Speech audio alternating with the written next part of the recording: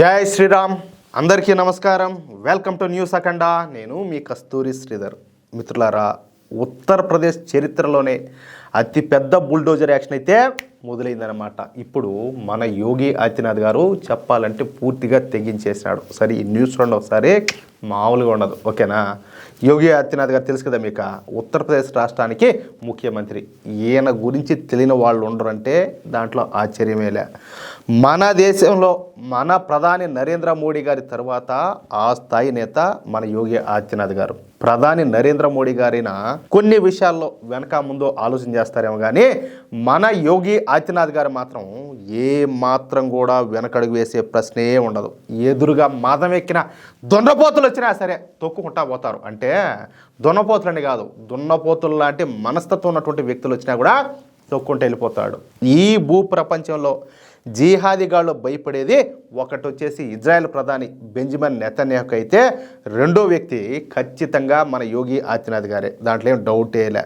సరే, మీరు ఒక విషయం గమనించినారో లేదో, ఈ బుల్డోజర్ యాక్షన్ ఉత్తరప్రదేశ్లో ప్రారంభం కాగానే ఇటువంటి బుల్డోజర్ యాక్షనే ఇజ్రాయెల్లో కూడా ప్రారంభించారనమాట. అర్థమవుతుందా? అలాగే జిహాదీగాళ్లకు ఇజ్రాయెల్లో ఎటువంటి ట్రీట్మెంట్లు ఉంటాయో ఉత్తరప్రదేశ్లో కూడా ఈ జిహాదీగాళ్లకు సరిగ్గా అలాంటి ట్రీట్మెంట్లే ఉంటాయి. అర్థమైందా? సరే, ఇక అసలు విషయానికి వస్తే మీకు గుర్తుండదో లేదో, బహుశా మర్చిపోయి కూడా ఉండొచ్చు. ఎందుకంటే మనం హిందువులం కదా, ఏ విషయాన్నైనా కూడా తొందరగా మర్చిపోతాం. మనల్ని కొట్టడాలు, తిట్టడాలు, మన పూర్వీకులను రాజరంపాన పెట్టడాలు, అత్యాచారాలు చేయడాలు, మొత్తం అంతా కూడా జరిగిన దారుణాలన్నీ కూడా ఈజీగా మనం మర్చిపోగలుగుతాం. కానీ జిహాదీలు మాత్రం ఎప్పుడో బాబ్రీ మసీదును కూల్చిన విషయాన్ని కూడా గుర్తుపెట్టుకుంటారు. అది వాళ్ళకు మనకున్నటువంటి తేడా. అంటే మనకు జరిగినటువంటి అన్యాయాన్ని కూడా మనం గుర్తుపెట్టుకోలేము, కానీ వాళ్ళు మాత్రం వాళ్లకు వ్యతిరేకంగా, అంటే వాళ్ళ ఆలోచనలకు వ్యతిరేకంగా జరిగినటువంటి ప్రతి చిన్న సంఘటన కూడా గుర్తుపెట్టుకుంటారు. అన్యాయం వాళ్ళదైనా సరే, తప్పు వాళ్ళదైనా సరే. అర్థమవుతుందా? అంటే ఇక్కడ నా ఉద్దేశం ఏంటంటే, మనం అలాంటి విషయాలను మన తోటి హిందువులకు తెలియజేసి వాళ్ళను కూడా జాగృతం చేయాలనేదే నా అభిప్రాయం. సరే, ఇకపోతే సరిగ్గా సెప్టెంబర్ 26వ తేదీన ముస్లింలు కొత్త రకమైనటువంటి ఆందోళనలు ప్రారంభించారు. ఆ ఆందోళన పేరే ఐ లవ్ మహమ్మద్. చూడండి, మామూలుగా వాళ్ళకు ఈ మహమ్మద్ అంటే వాళ్ళకు ప్రవక్త అనుకుంటా నాకు తెలిసి అయితే. మరి దేవుడి పేరు చెప్పి వాళ్ళు ఏం చేయాలా? శాంతియుత ర్యాలీలో లేకపోతే ఏదైనా ప్రదర్శనలో ఏదైనా మంచిగా నలుగురు మెచ్చుకోదగేటట్టు అట్ట చేయాలా. కానీ ఇవి హింసాత్మకంగా మారినాయన్నమాట. అంటే ఉత్తరప్రదేశ్లో ముస్లింలు అంతా కలిసి ఐ లవ్ మహమ్మద్ అంటూ రోడ్ల మీదకి వచ్చారు.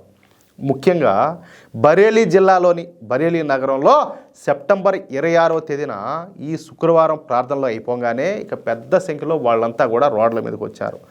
ఐ లవ్ మహమ్మద్ అనేటటువంటి ఆ ప్లకార్డులు పట్టుకొని ఐ లవ్ మహమ్మద్ అంటూ నినాదాలు చేస్తా వేలాది మంది ముస్లింలు ఒక్కసారిగా నగరంలోకి దూసుకొమ్మినారు. దీంతో షాక్ అయిపోయినటువంటి పోలీసులు వాళ్ళని అడ్డుకునే ప్రయత్నం చేశారు. ఇదేందయ్యా ఇది?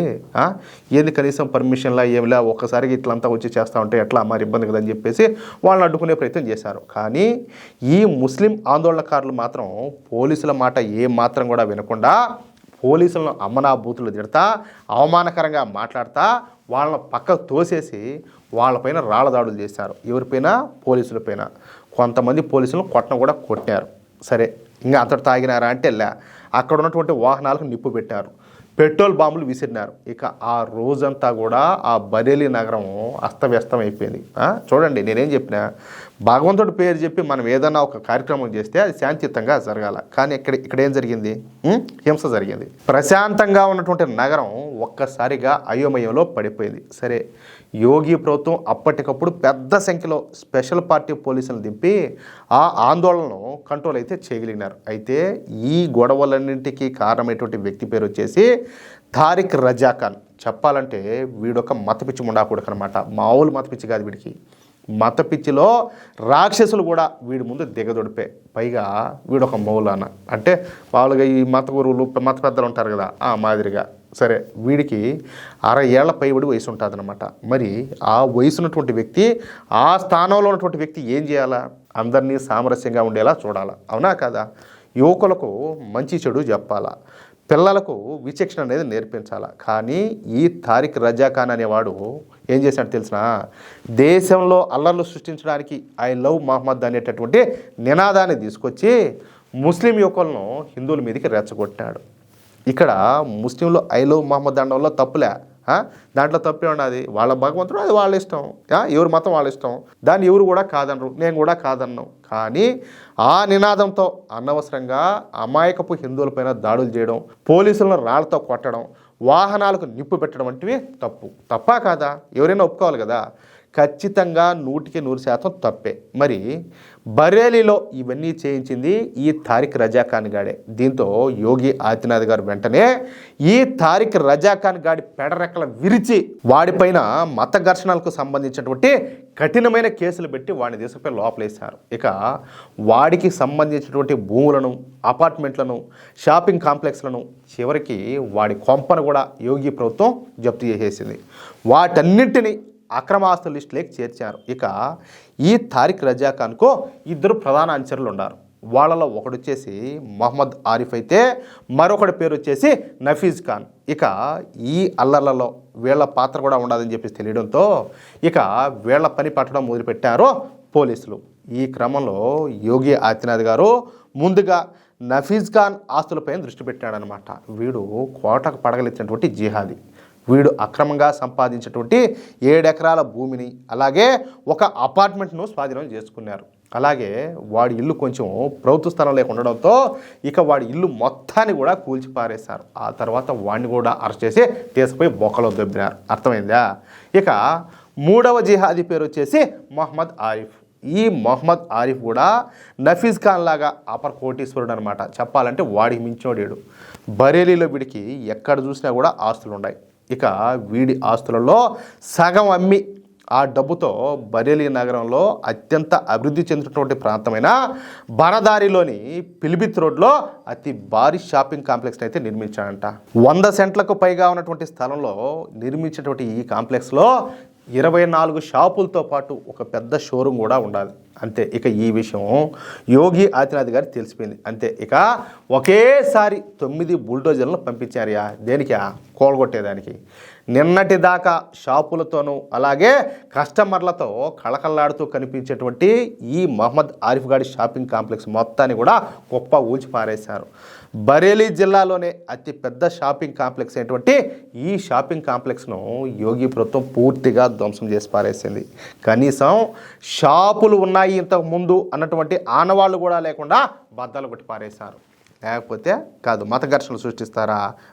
అమాయకులందరినీ కూడా రెచ్చగొట్టి రోడ్ల మీద పిలిపించి వాళ్ళ చేత హిందువుల మీద దాడులు చేపించారా? తమాషేసిన. అంతేకాకుండా అక్రమ ఆస్తులు కూడబెట్టినటువంటి కేసుల్లో ఈ మహమ్మద్ ఆరిఫ్ గారిని జైలు వేసి ఇప్పుడు చెప్పకూడదు తినిపిస్తారు. ఇక ఇప్పుడు ఈ 3 జిహాదీలైనటువంటి మౌలానా తారిక్ రజా ఖాన్, అలాగే మహమ్మద్ ఆరిఫ్, నఫీజ్ ఖాన్లు జైల్లో ఓచలు లెక్క పెడతారు. తమను ఎప్పుడు ఎవరు ఏ విధంగా ఎన్కౌంటర్ చేస్తారని చెప్పేసి భయపడి చేస్తారు. అది విషయం. ఎందుకంటే అండేది యోగి ప్రభుత్వం కదా, బండ్లు ఎప్పుడైనా తిరగబడిపోతాయి, ఏదేమైనా జరిగిపోతుంది, లేకపోతే బయట నుంచి ఎవరు వచ్చి కాల్ చేస్తారు, ఏది వాళ్ళు ఫేమస్ అవడం కోసం. ఇలాంటి రకరకాలన్నీ కూడా జరుగుతాయి అన్నమాట. కాబట్టి ఇప్పుడు వీళ్ళు ఉత్సాహ పోసుకుంటున్నారు, భయపడి గజ పదుకుతున్నారు లోపల. ఎప్పుడు ఎవరు వచ్చి ఏ పక్క నుంచి కాల్ చేస్తారా స్వామి అనేసి. లేకపోతే ఏం తమాషమ్మా ఇది? మూసుకొని మర్యాదగా ఉండాలా. దేవుడు ఏదో సంపాదన ఇచ్చాడు, ఆస్తిపాస్తులు ఇచ్చాడు, మర్యాదగా బతుకుతా, నలుగురికి సాయం చేస్తా. సరే, మీ మతస్థులకే సాయం చేసుకో, చల్లగా అంతా బాగా బతకండి. అంతేగాని వాళ్ళని రెచ్చగొట్టడం ఏంది, ఈ హింసాత్మక సంఘటనలకు పాల్పడడం ఏంది, ఏది ఇదంతా. కాబట్టి ఇప్పుడు యోగి ఆదిత్యనాథ్ గారి ట్రీట్మెంట్ బాగా అందుతుంది. బాగా ఈ లోపలైతే బాగా సమ్మగా జరిగేటివన్నీ కూడా బాగా జరుగుతున్నాయి. అది విషయం. ఎట్లా న్యూస్ అదిరిపోయింది కదా మిత్రులారా. ఈ న్యూస్ కనుక మీకు నచ్చినట్లయితే ఖచ్చితంగా ఈ న్యూస్ నలుగురికి షేర్ చేయండి. నేను అడుగుతానే ఉండా ప్రతి న్యూస్లో కూడా నలుగురికి షేర్ చేయండి అని చెప్పి. నాకు పనిలే అక్కడ నెట్ ఉండదు. ఇదంతా కూడా కనీసం మీకు తెలిసినటువంటి జాతీయవాద మిత్రులకో, లేకపోతే మీరు ఎన్నో వాట్సాప్ గ్రూపులో ఉంటారు, ఫేస్బుక్ గ్రూపులో ఉంటారు, ఏదైనా కనీసం ఒకరిద్దరికి షేర్ చేసినా కూడా ఇంతమంది ఉంటారు, ఇంతమంది చూస్తూ ఉంటారు.